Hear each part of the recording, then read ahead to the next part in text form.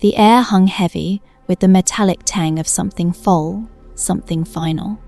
Outside, the world hummed with the indifferent drone of summer cicadas. But inside, in the small, cluttered trailer, a different kind of silence had fallen. It was the silence of cessation, of a life abruptly extinguished. A faint tremor ran through the floorboards as a figure, shrouded in shadow, slipped out the back door, leaving behind a scene that would soon scream its own story to the world. A single, dull glint of steel lay near a slumped form, reflecting the faint light filtering through grimy windows.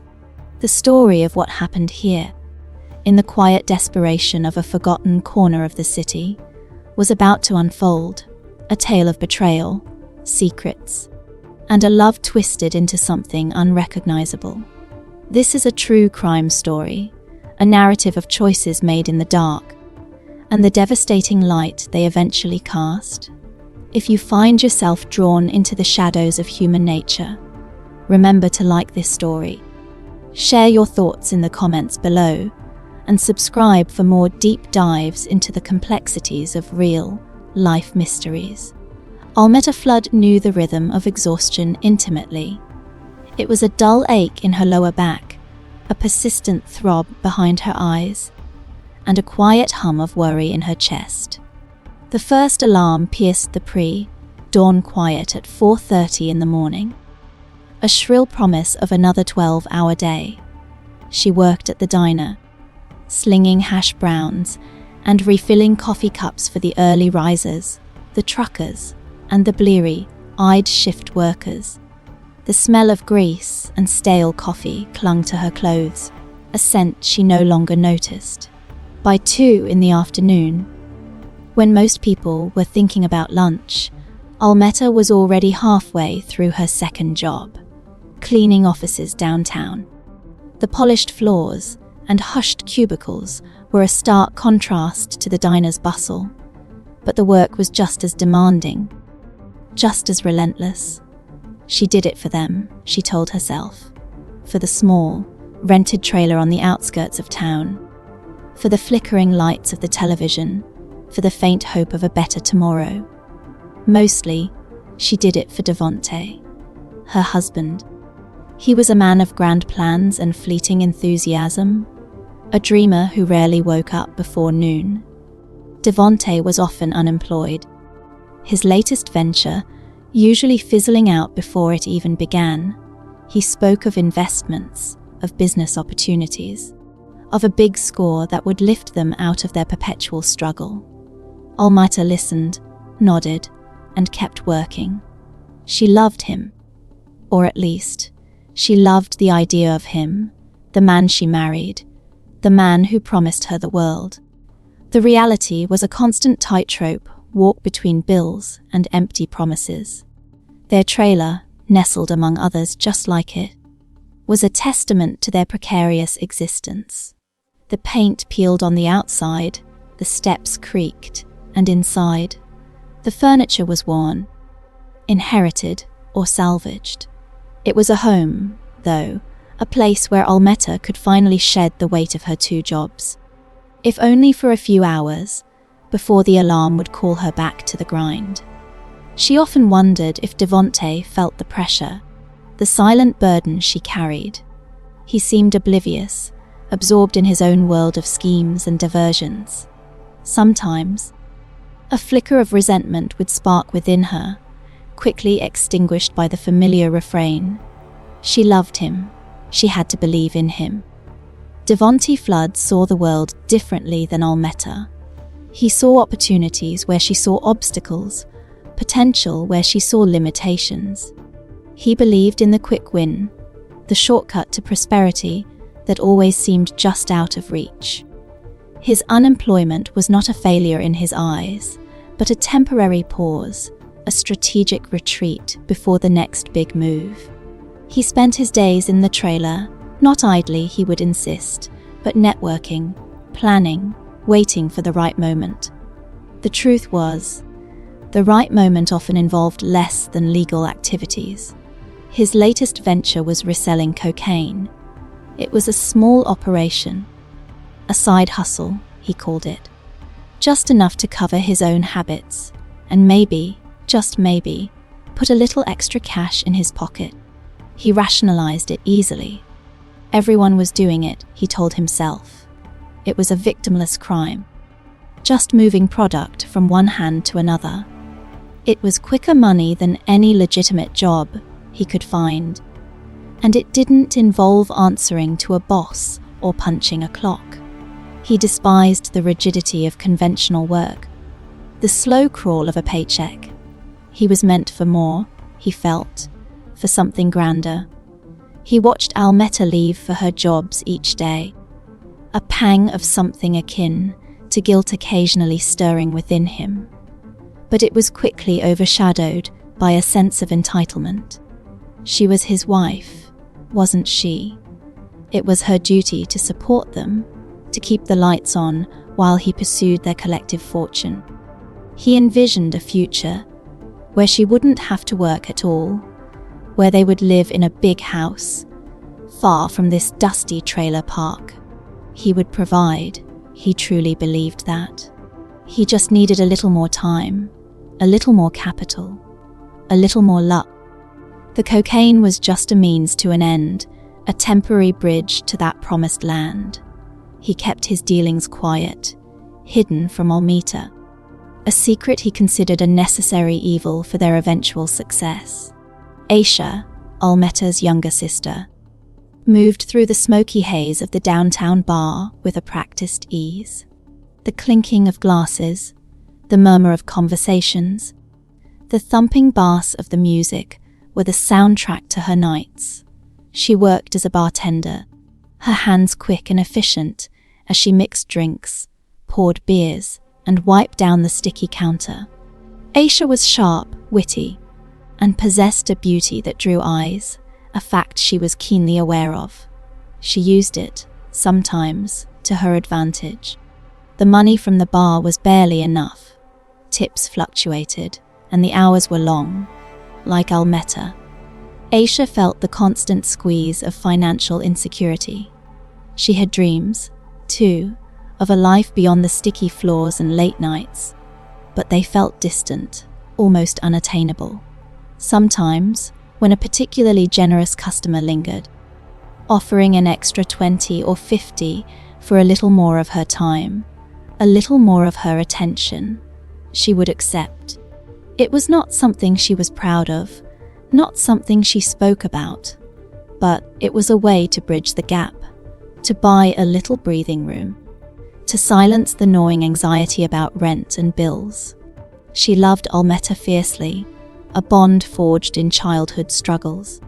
She saw her sister's wariness, the lines of stress etched around her eyes, and it pained her.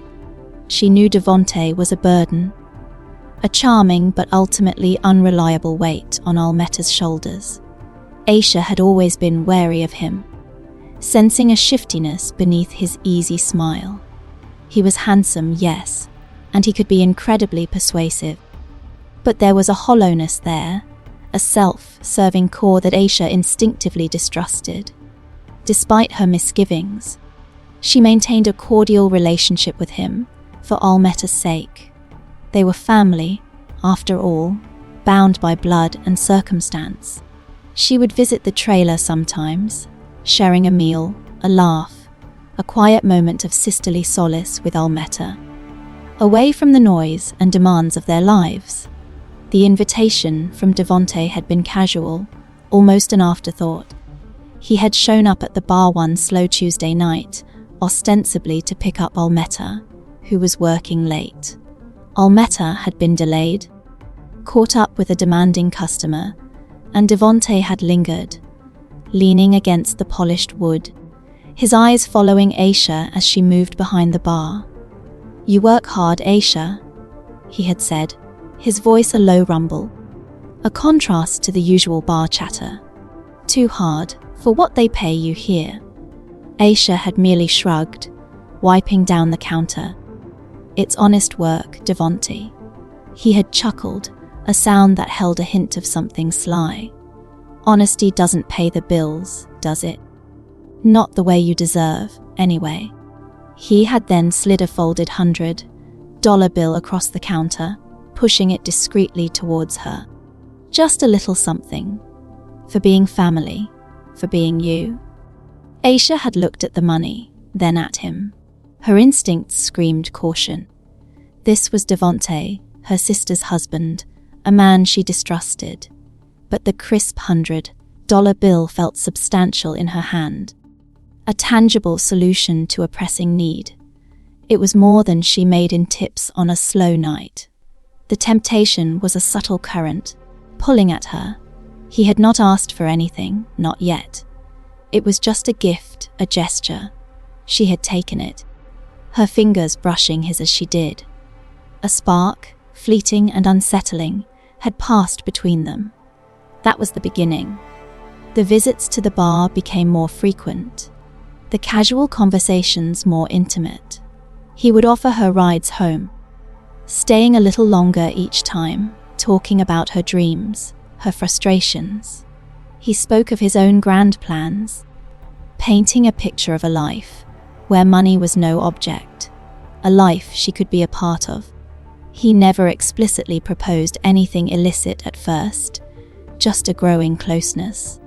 A shared understanding that felt dangerous and exhilarating. Then came the second $100 bill, then the third, each accompanied by a lingering touch, a suggestive glance. The line between brother-in-law and something else blurred, slowly, irrevocably. The money was a powerful lure, a silent promise of escape from her struggles, and Aisha, despite her better judgment, found herself drawn into his orbit, a moth to a dangerous flame.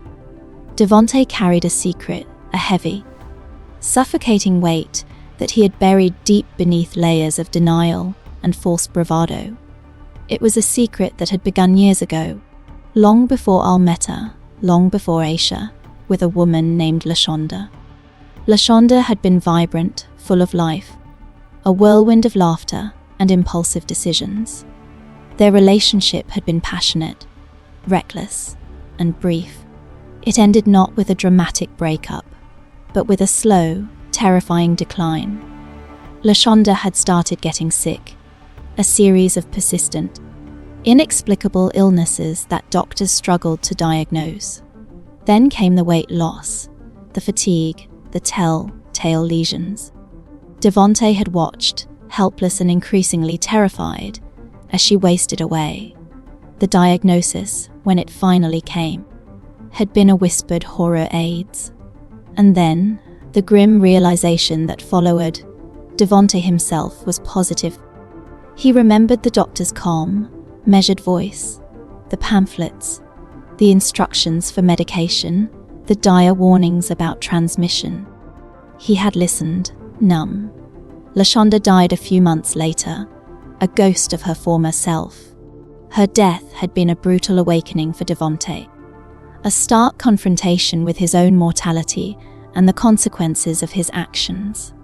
He had mourned her, in his own way, but mostly, he had been consumed by fear.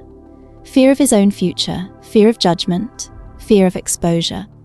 He started taking the anti-retroviral medication, a daily ritual he performed in secret, a silent acknowledgement of the virus coursing through his veins. He learned to hide the bottles, to time his doses when no one was around. The medication kept the virus at bay, kept him healthy, but it did not erase the truth. He was HIV positive. He knew the risks, understood the implications of unprotected sexual contact. The doctors had been clear, unequivocal. Yet, when he began his affair with Aisha, a new kind of recklessness took hold.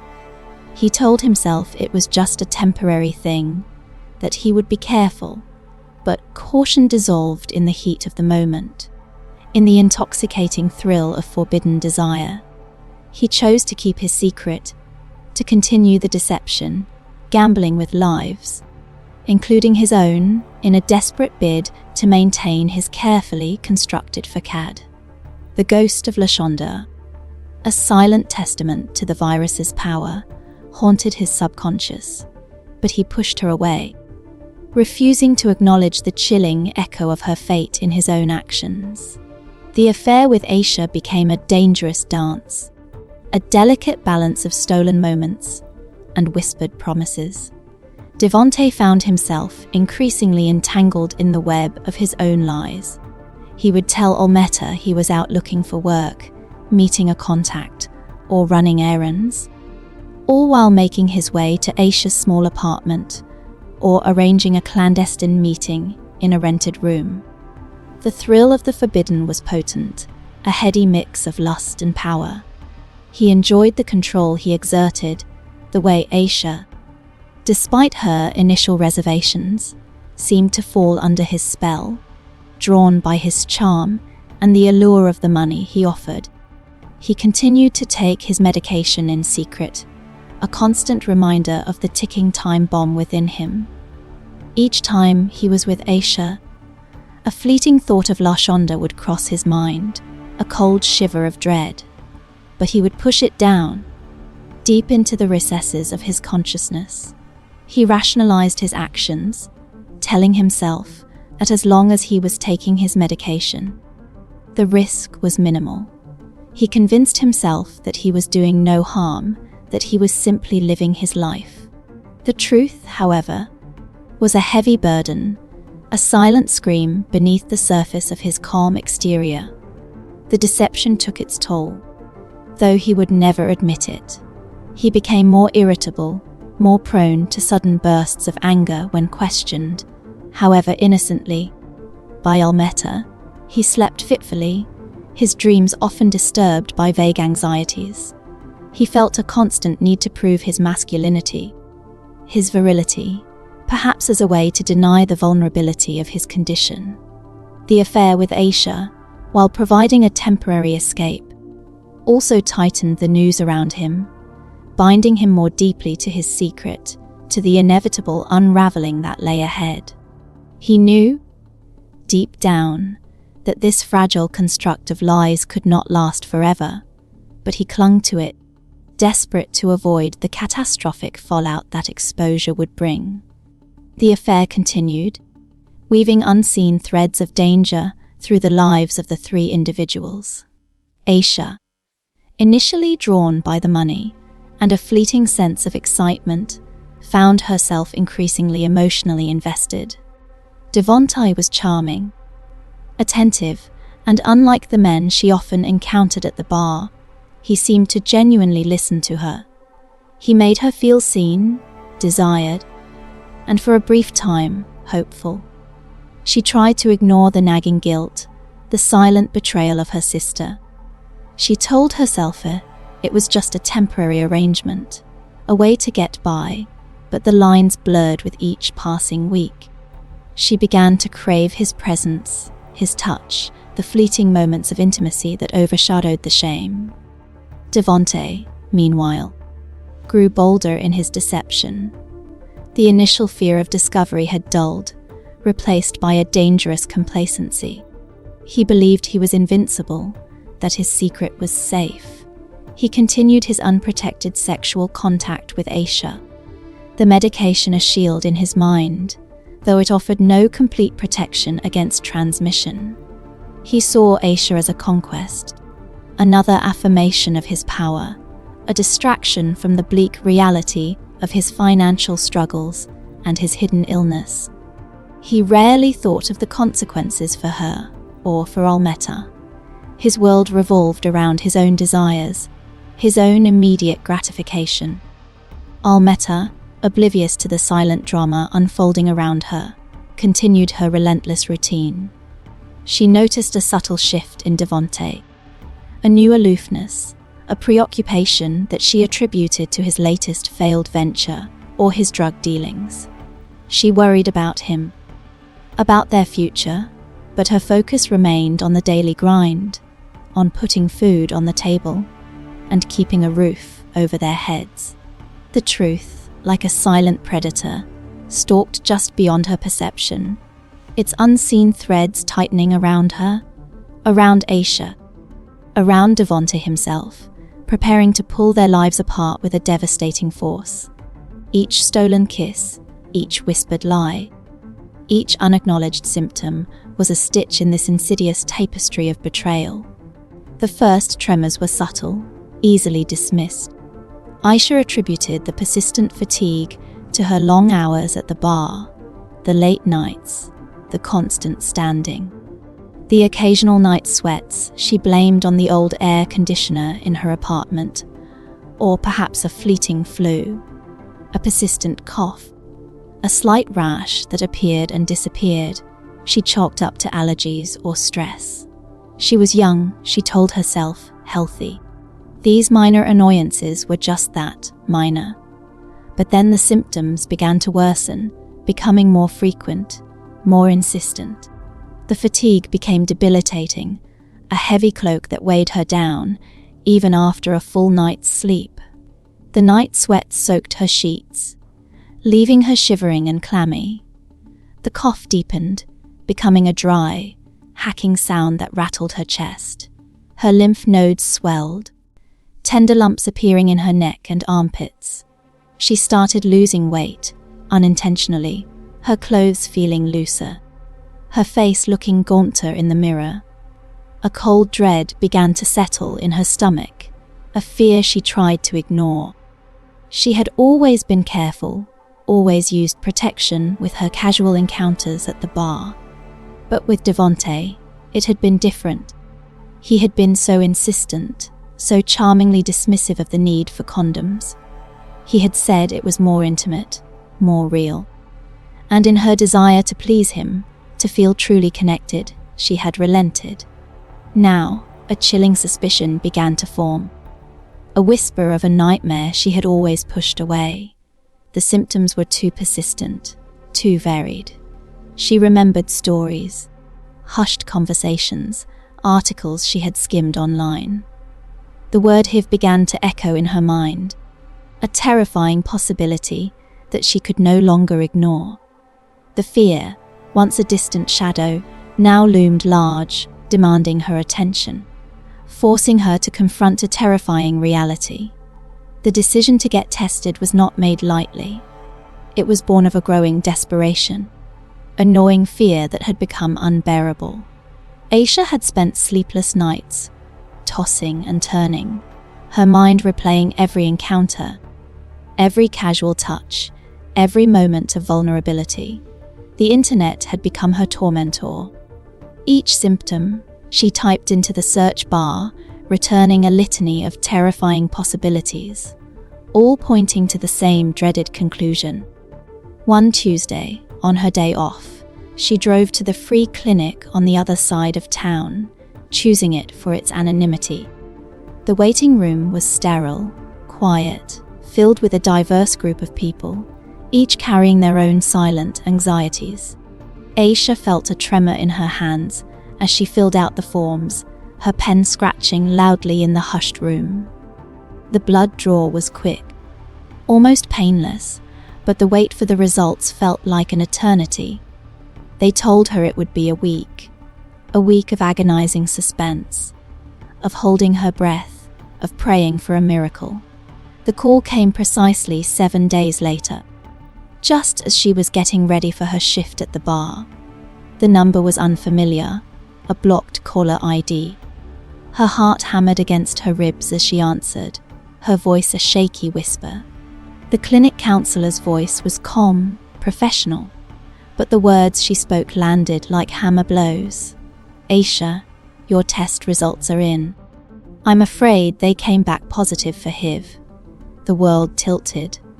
The sounds of the city outside her window faded into a distant hum. Her knees buckled, and she sank onto her worn sofa, the phone pressed to her ear. The counselor's voice a blur of medical terms and instructions. Positive.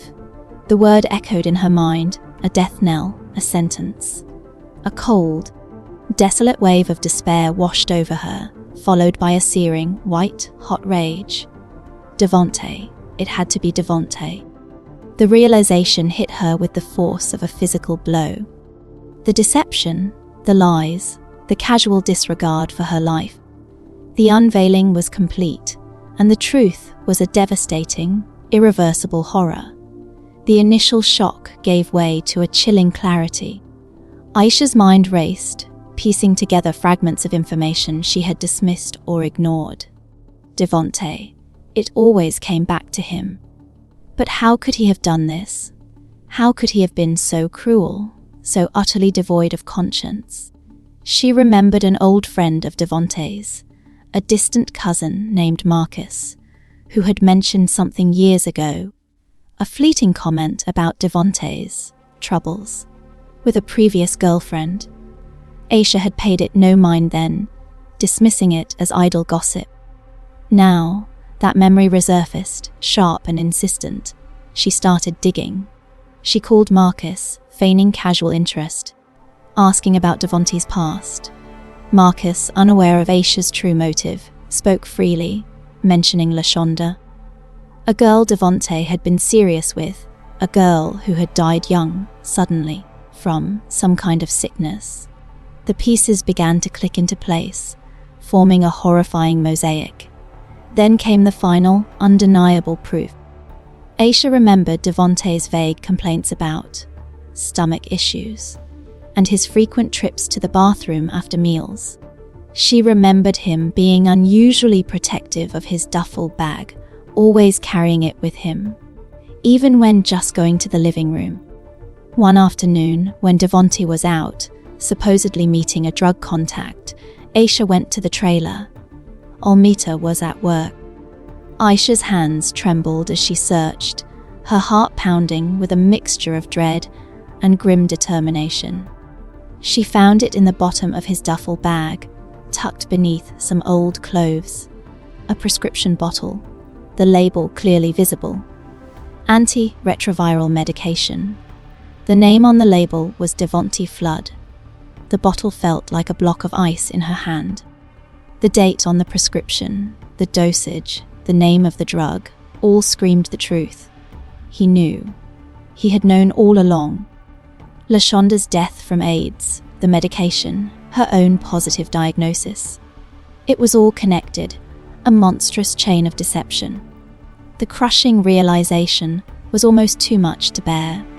Her sister's husband, the man who had seduced her with promises and money, had knowingly infected her with a life-altering, potentially life-ending virus.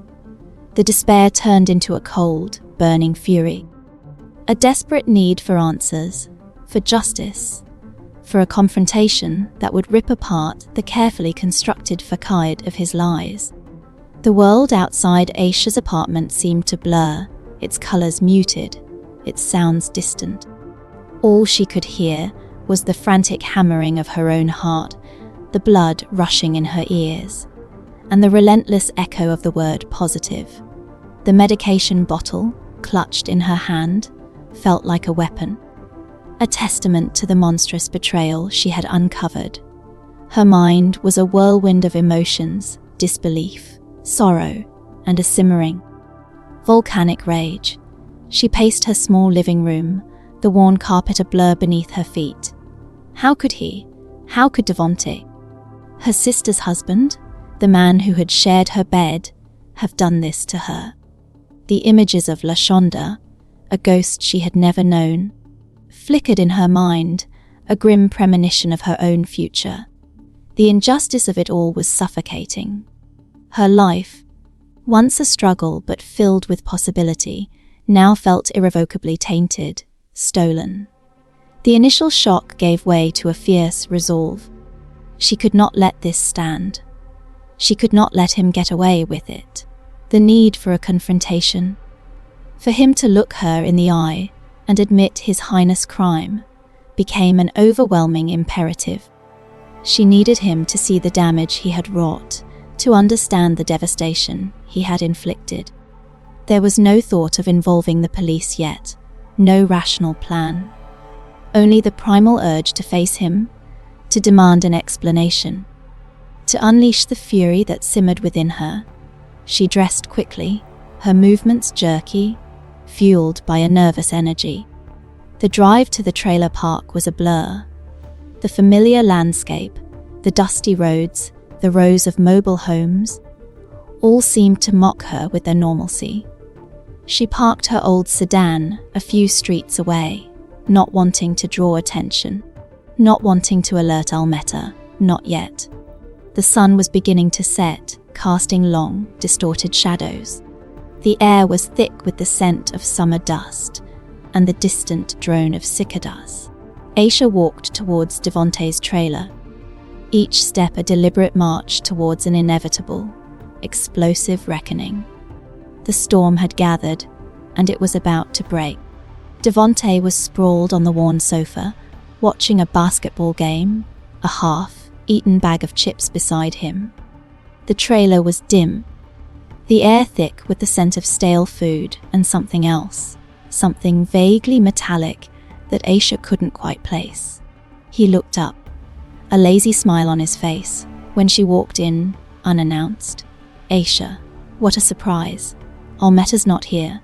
His voice was smooth, unconcerned. Aisha stood in the doorway, her hands clenched at her sides. She held the medication bottle, hidden from his view for now. Her voice was low, trembling with suppressed fury. "I'm not here for Almeta Devonte. I'm here for you." His smile faltered slightly. He sat up, a flicker of unease in his eyes. "What's this about? You sound upset." "Upset," Aisha repeated, the word a bitter taste in her mouth. "You have no idea. I got my test results back today, Devonte." She paused, letting the words hang in the air, watching his face. A subtle shift, a tightening around his eyes, a barely perceptible clenching of his jaw. "I'm positive, HIV positive." The air in the trailer seemed to thicken, suddenly heavy. Devonte's casual demeanor evaporated. He stood up slowly, his eyes narrowing. "What are you talking about?" "That's crazy." Aisha pulled the medication bottle from behind her back, holding it out like an accusation. "Is it? Is this crazy?" "Devonte, Lashonda AIDS, your medication. It all makes sense now, doesn't it?" Her voice rose, no longer trembling, but sharp, cutting. "You knew, didn't you? You knew you had it, and you still did this to me. You infected me." Devonte's face hardened, his eyes cold. The mask had fallen. "So what if I knew? It's not a death sentence anymore. People live with it. I live with it."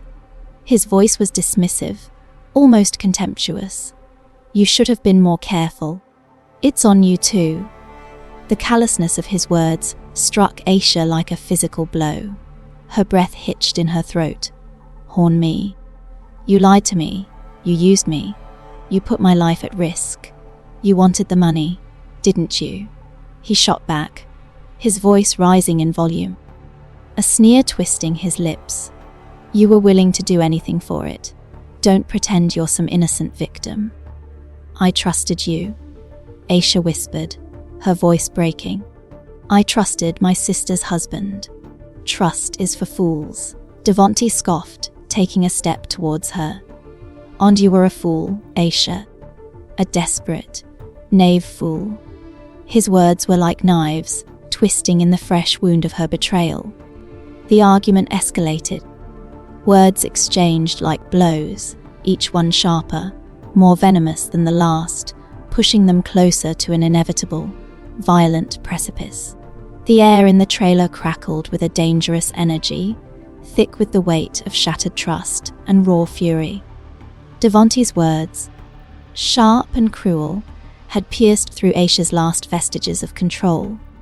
Desperate, knave fool. The phrase echoed in her mind, igniting a spark of pure, unadulterated rage. "You think this is funny?" Aisha hissed, her voice low and dangerous, a stark contrast to her earlier trembling. "You think you can just destroy Levs and walk away?" Devonte laughed, a harsh, humorless sound. "What are you going to do, Aisha? Cry about it? Tell Almeta. She won't believe you. She's too busy working her fingers to the bone for me." He took another step closer, his eyes glinting with a predatory amusement. "You're nothing. Just another easy mark." His words, his casual cruelty, pushed Aisha over the edge.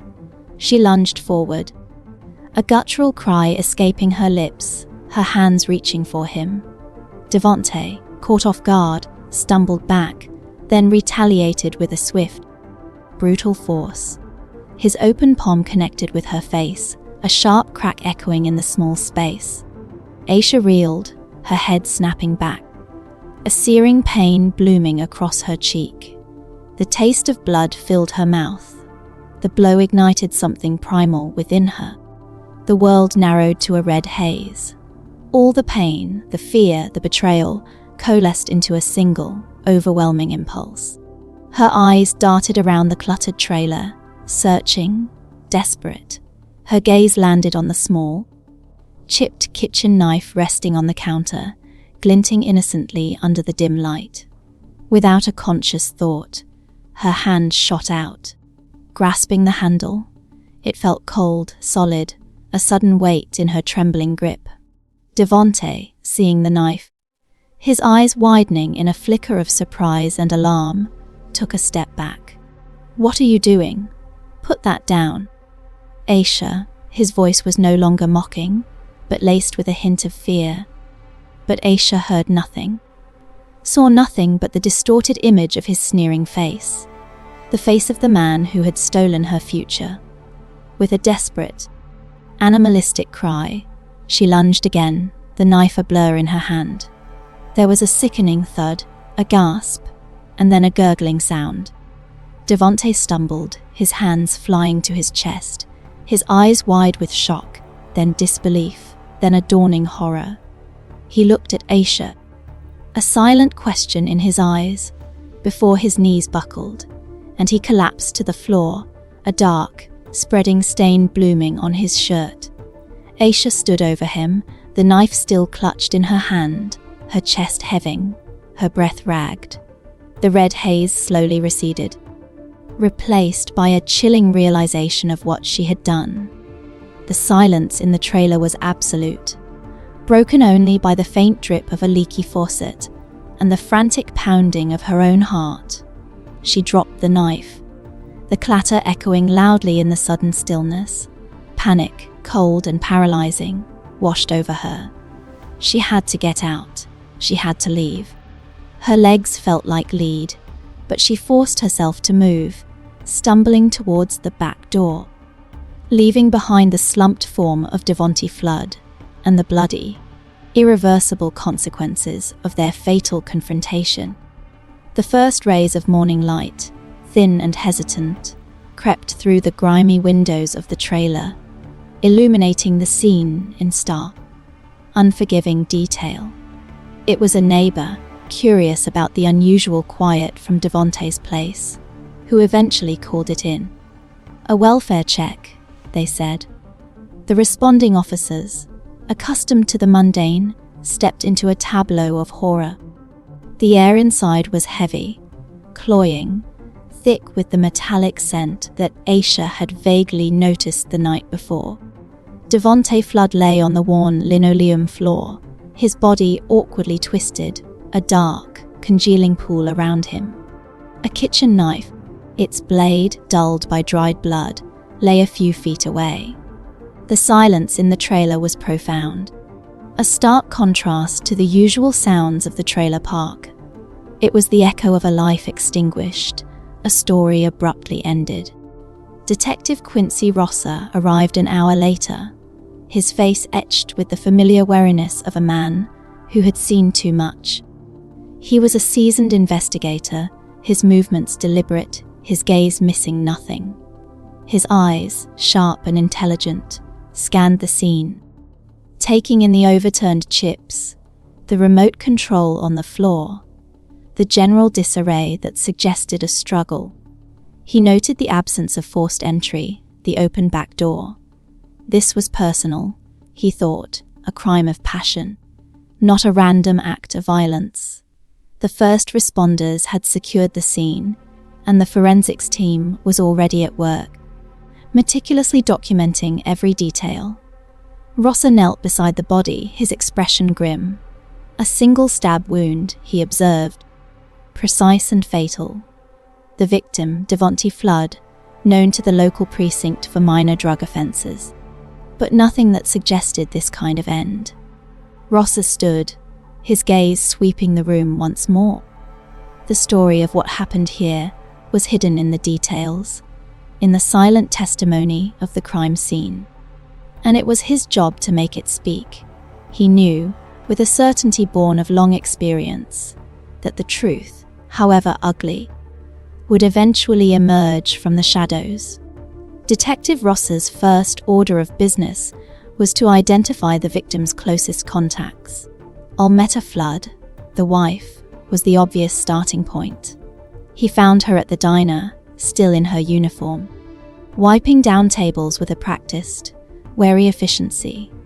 Her face, when he approached, was a mask of confusion, then dawning horror as he delivered the news. "Mrs. Flood, I'm Detective Rosser. I'm afraid I have some bad news. Your husband, Devonte, he's dead." Almetta's hand flew to her mouth, a small, choked sound escaping her lips. Her eyes, wide with disbelief, filled with tears. She swayed slightly, and Rosser instinctively reached out to steady her. "Murdered," he added, softly. She broke down then, quiet sobs shaking her frame. Rosser gave her a moment, offering a glass of water, a sympathetic silence. When she had composed herself somewhat, he began his questions, his voice gentle but firm. Almetta recounted her day, her 2 jobs, the relentless schedule. She had left for the diner at 4:30 in the morning, worked her shift, then gone straight to her cleaning job downtown. She had been there until late, arriving home well after midnight. Her alibi was solid, corroborated by her employers and the time cards. She seemed genuinely devastated, her grief raw and undisguised. "Did your husband have any enemies, Mrs. Flood? Anyone who would want to harm him?" Rosser watched her closely, noting her reactions. Almetta hesitated, her gaze distant. "Devonte, he had his ways. He was involved in some things, small-time drug dealing, but nothing that would lead to this. He was always careful." She spoke of his charm, his big dreams, her unwavering belief in him, even as she acknowledged his flaws. Rosser noted the subtle tension in her jaw, the way she avoided his direct gaze when speaking of Devonte's ways. It was a small detail, but Rosser's mind, like a finely tuned instrument, registered every nuance. The thread of the investigation, though seemingly straightforward, had just begun to unravel, revealing its first delicate, complex strands. The preliminary forensics report confirmed Rosser's initial assessment, a single, fatal stab wound. No signs of forced entry.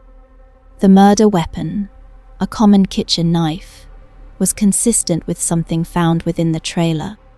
It pointed to someone known to the victim, someone who had access. Rosser returned to the trailer park, walking the dusty lanes, knocking on doors. Most neighbors offered little, a shrug, a vague comment about Devonte keeping to himself. Then he found Mrs. Henderson, a woman with keen eyes and an even keener sense of observation, who lived 2 trailers down. She was watering her petunias, her face a network of wrinkles, her gaze sharp. Devonte, he was a charmer, that one. She began, her voice a low rumble, but a bit of a mystery. Always had visitors, late at night. She paused, then her eyes narrowed. Funny thing though, yesterday, just before dusk, I saw someone leaving his place. Looked mighty upset. Rosser leaned in, his notepad ready. "Who was it, Mrs. Henderson?" "A young woman, pretty thing, dark hair. She looked like she'd been crying, or maybe just real angry. She practically ran to her car." Mrs. Henderson paused, her brow furrowing in thought. Looked familiar too, like I'd seen her with Almetta before. Maybe a relative. The word hung in the air. Ross's mind immediately went to Almeta's sister, Aisha. He had seen her name on Almeta's emergency contact form. He pulled out a photo of Aisha from his file, a standard police mugshot from a minor bar disturbance a few years back. Was it this woman, Mrs. Henderson? Mrs. Henderson peered at the photo, her eyes widening slightly. That's her. That's the one. She was wearing a dark jacket. I remember that. Looked like she was in a real hurry to get away. Suspicion, once a vague notion, solidified into a concrete theory. Aisha, Almeta's sister. Why would she be at Devontae's trailer, looking upset just before his death? Rossa thanked Mrs. Henderson, his mind already racing, connecting the dots. The focus of the investigation had shifted, irrevocably, towards Aisha. He needed to find her, and he needed to talk to her, very soon. The unraveling thread had just led him to a new, more compelling suspect. Detective Rossa found Aisha at the bar, where she worked, her face pale beneath the dim lights, her movements slow and deliberate. She looked tired, haunted. He approached her quietly, showing his badge. Aisha, I'm Detective Rossa. I need to ask you some questions about Devontae Flood. Aisha's eyes widened, a flicker of fear in their depths. She nodded, her voice barely a whisper. I heard. It's awful. She led him to a quiet booth in the back, away from the few patrons. Rossa began gently, observing her every reaction. We understand you were at Devontae's trailer yesterday evening. Aisha's gaze dropped to her hands, clasped tightly on the table. I was. I just stopped by to see Almeta. She wasn't there. Her voice was strained, too calm. Her neighbor saw you leave, Aisha. Said you looked very upset, like you'd been arguing. Aisha flinched. She looked up, her eyes meeting his, a desperate plea in them. It was nothing. A small disagreement, about family stuff. Rossa pressed on, his voice firm but not accusatory. Aisha, we know Devontae was involved in drug dealing. Did you know about that? Were you involved? She shook her head vehemently. No, I knew he dabbled, but I had nothing to do with it. He then brought up Jelani, Devontae's friend, a name he had gotten from Devontae's phone records. Devontae had a friend, Jelani. Do you know him? Aisha hesitated, a subtle tension entering her posture. I know of him. He's Devontae's associate. Rossa could sense her reluctance, a wall she was building. He decided to try a different approach. Aisha, we know Devontae had secrets, big secrets, secrets that could explain what happened.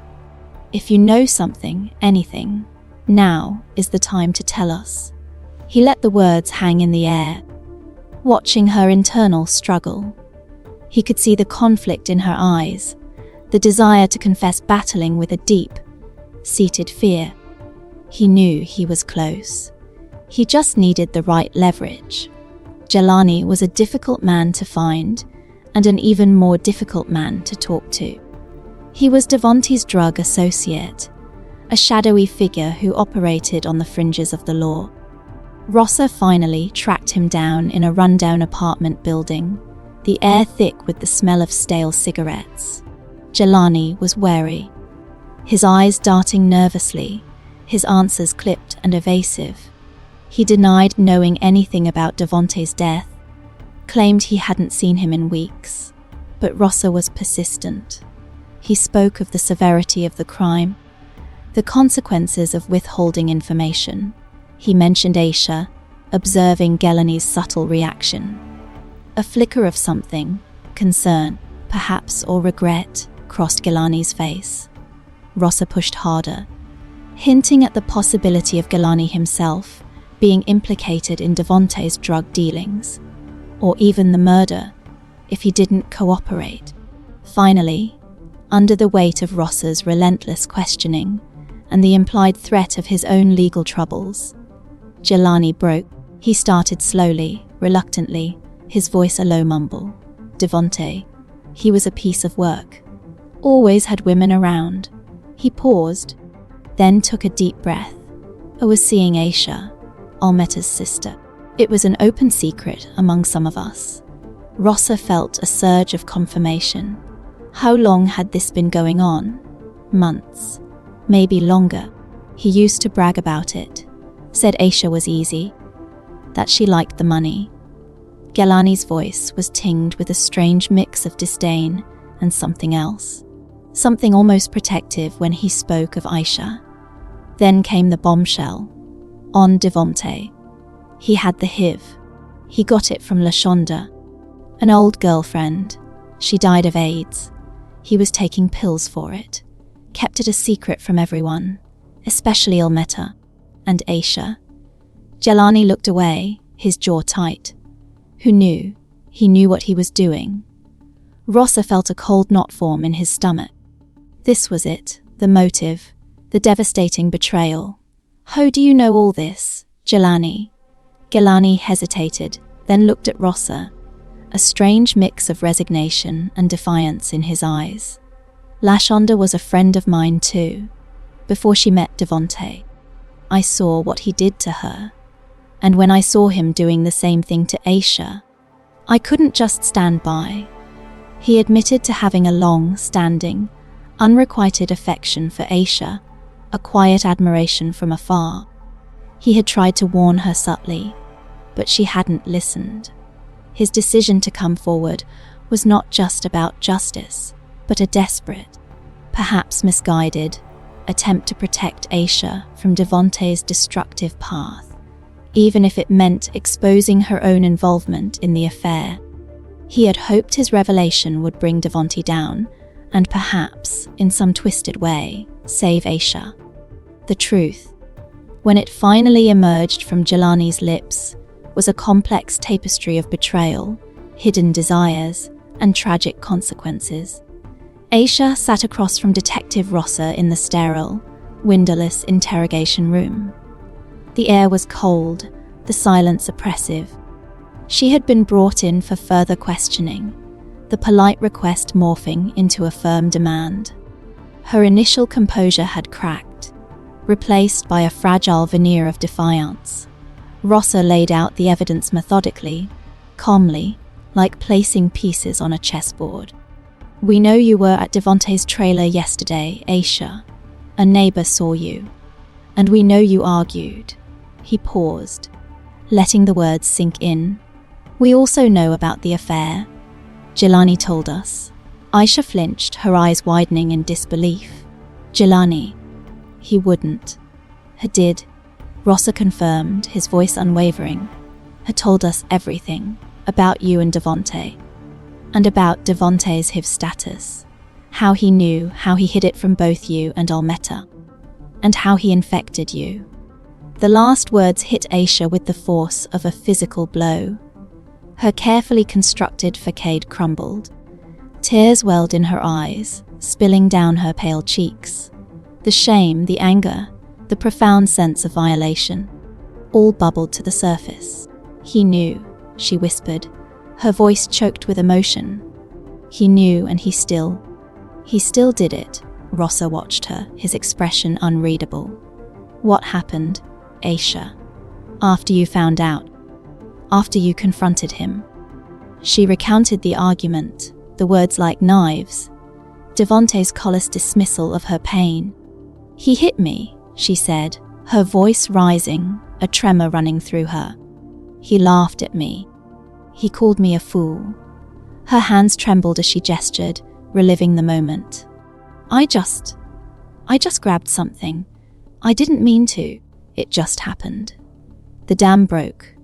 The words tumbled out, a torrent of confession, raw and unedited. The fear, the rage, the desperate act of self-preservation. She described grabbing the knife, the lunge, the sickening impact. I didn't want to kill him. I just wanted him to stop, to feel something. Rossa listened, his gaze steady, taking notes. When she finished, the room fell silent again, broken only by Aisha's ragged breaths.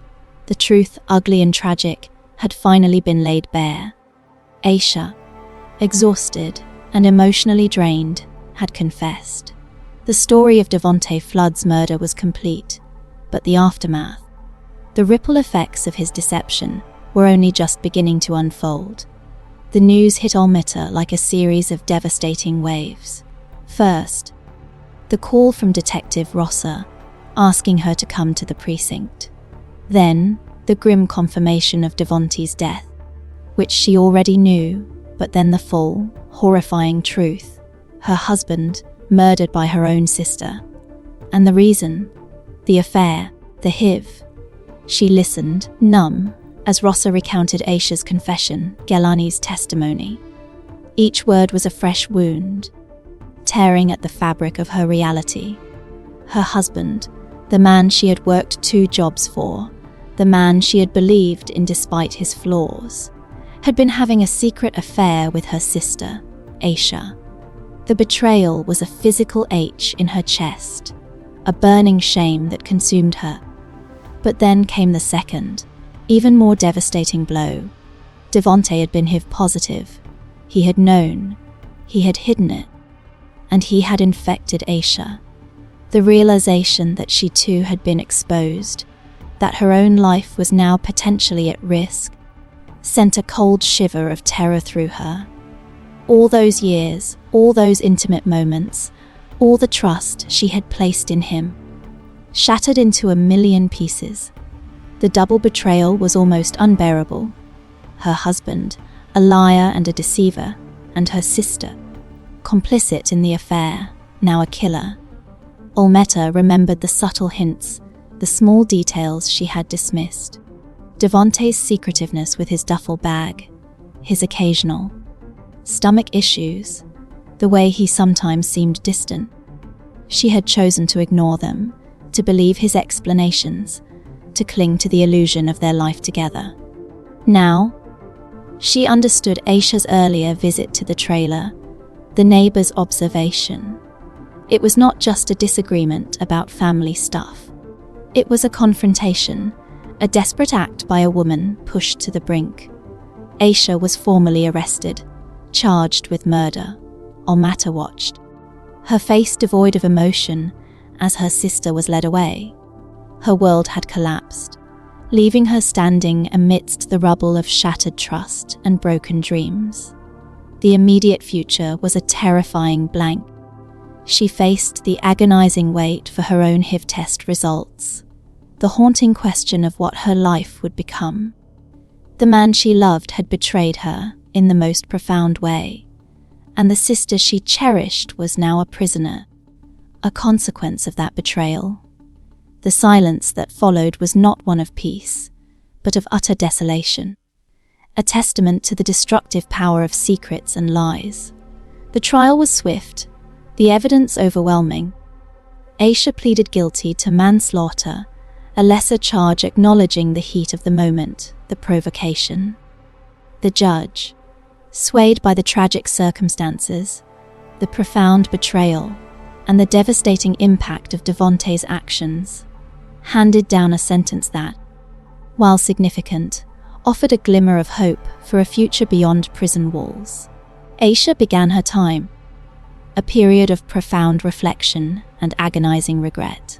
She carried the weight of her actions, the memory of Devonte's final moments, and the chilling reality of her own diagnosis.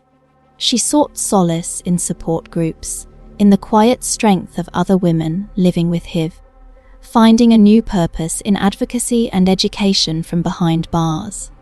Almeta's journey was longer, more arduous. The initial HIV test came back negative, a wave of immense relief washing over her, but the fear lingered, requiring further testing, a constant vigilance. The emotional scars, however, were deep and permanent. She sold the trailer, shedding the last physical link to Devonte and the life they had shared. She continued to work her 2 jobs, but with a new sense of purpose, a quiet determination to rebuild her life, free from the shadows of deceit. She visited Aisha in prison, a strained but necessary act of sisterly connection. The bond between them was irrevocably altered, tainted by the events, but not entirely broken. They spoke of the past, of the choices made, of the lessons learned slowly, painfully, trying to forge a path towards forgiveness and healing. The story of Devonte Flood, a man consumed by his own desires and secrets, became a stark reminder of the devastating consequences of deception. His choices, born of selfishness and a shocking disregard for others, had ripped apart a family, leaving a trail of destruction that would haunt them for years. Jelani, the reluctant witness, found a measure of peace in having finally spoken the truth, though the echoes of his unrequited affection for Aisha lingered. This tragic tale, born from the shadows of betrayal, offers profound lessons. It underscores the vital importance of honesty, especially in relationships. Secrets, particularly those as profound as a hidden illness, fester and poison everything they touch. The story also highlights the dangers of desperation, how financial strain and emotional vulnerability can lead individuals down paths they would otherwise avoid. It speaks to the insidious nature of manipulation and the devastating impact of casual cruelty. For those watching, remember to always prioritize open communication and transparency in your relationships. Seek professional help if you are struggling with a difficult diagnosis or financial hardship. Never let desperation cloud your judgment.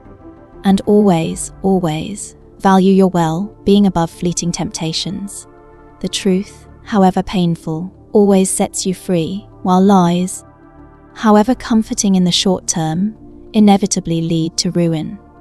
If this case resonated with you, please consider giving it a like to help us share these important narratives. Your comments below are invaluable, offering a space for reflection and discussion on the complex themes explored. And if you wish to delve deeper into more true crime stories and the lessons they offer, make sure to subscribe to our channel. Your support helps us continue to bring these impactful stories to light.